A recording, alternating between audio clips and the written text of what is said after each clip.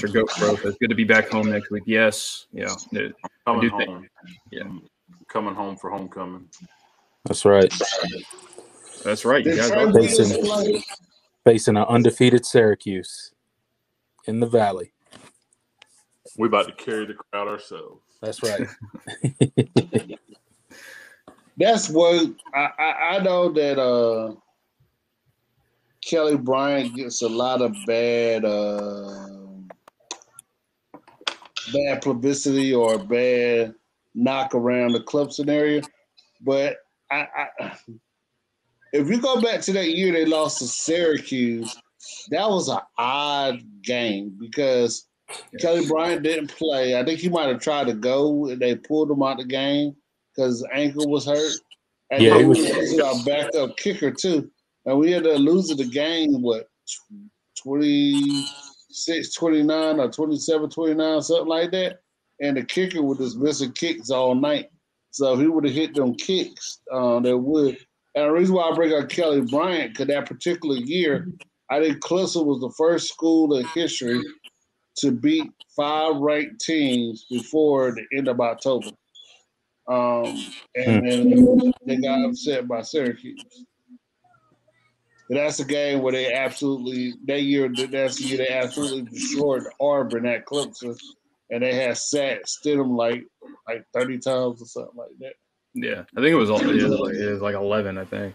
Yeah, it was a lot. I felt bad for him. That Auburn team ended up being good. Beat Alabama and Georgia. Right. In back-to-back weeks. I remember that. That was a good Auburn team that Clemson managed to stave off early in the year. Hunter GoPro says, keep feeding Agent Zero. Yeah. He had that big play, and then you didn't see him again. Yep. He had two big catches. That's that play that we've been wanting to see. Yeah. Mm-hmm. He had 2 really nice catches, and then they didn't go to him again. And there was another one play where he was open. DJ missed him.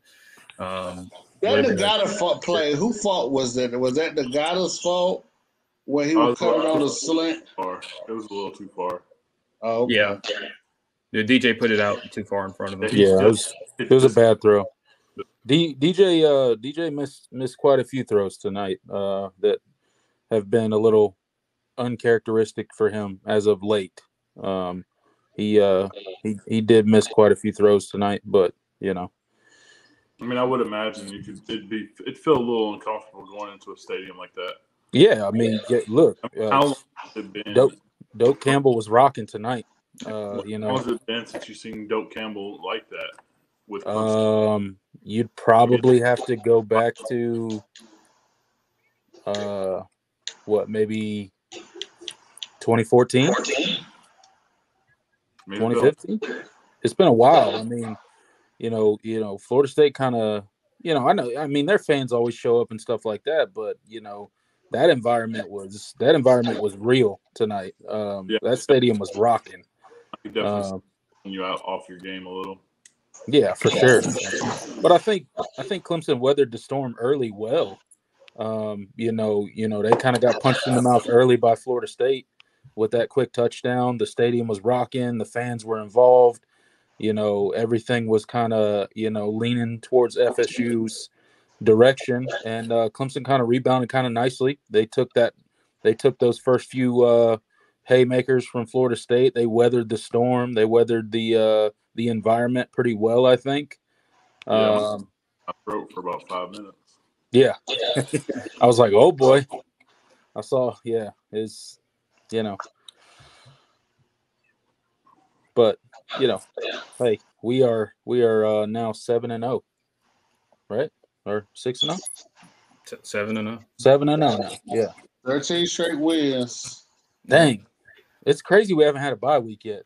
Better first-year coordinator. That's tough. But I'm going to tell you what. It's kind of odd being undefeated, being the likely winner of your division, maybe even your conference, and you're complaining about your coordinators consistently. Yeah. But so far this year, definitely seemed the most growth out of Streeter. But Goodwin, I don't know. That one's a tough one for me. It's like, is it? I think Are we where we are because of the talent or because of his play calling?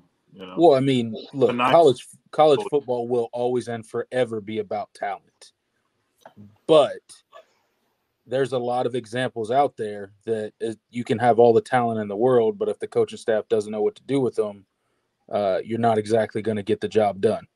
Go look at Texas A&M. Yeah, definitely. Texas A&M. Yeah. No, sorry for any Texas A&M fans that may stumble across this video, although you probably won't. That's an example. That's just one example. I'm sure there's others out there. That's just the one that came to my mind first. And look, our coordinators have not been perfect this year. I think they're both growing. They're both evolving into kind of their new roles. I mean, it's not easy being the guy calling plays. It looks easy from the outside, right? It looks easy. Like we can critique it really well, and we can be like, hey, you shouldn't have done this. You shouldn't have done that.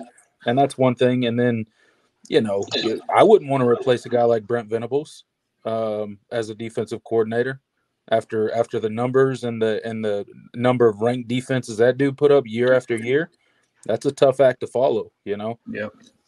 So I think Goodwin's done really well. I think there's been some low points for this defense this season, but I think he's also adjusted his play calling. He's adjusted, his scheme a bit to kind of fit what was going on in the back end, in that weight game and stuff like that. And then Streeter, I think Streeter's done some good things, and he's done some things that I'm like, I don't really like that. That looks like some Tony Elliott stuff that we were complaining about last year. No shots at Tony Elliott. I love the guy. But last year was tough. I'm speaking of last year alone. Yeah. And you see some of his play calling, like specifically tonight. There was some bizarre play calling from Brandon Streeter tonight. Yeah. It just got weird for a while, and our offense got super stagnant, right? But then you see some of the things he has done with the offense, like getting the tight end super involved. I like some of the, the down the field passing that he's been doing and stuff like that. But, tonight it did get a little bizarre. There's a lot of, 2 and 3 yard passes behind the line of scrimmage and stuff like that. So, I think they both have room to grow. But overall, I don't think any Clemson fan, if we're being completely honest, could be disappointed with either of the new coordinators. Right. I think there's always criticism. There always will be. That's what happens when you're a program like Clemson and the expectations are what they are. There's always going to be criticism, but I think they've done pretty well.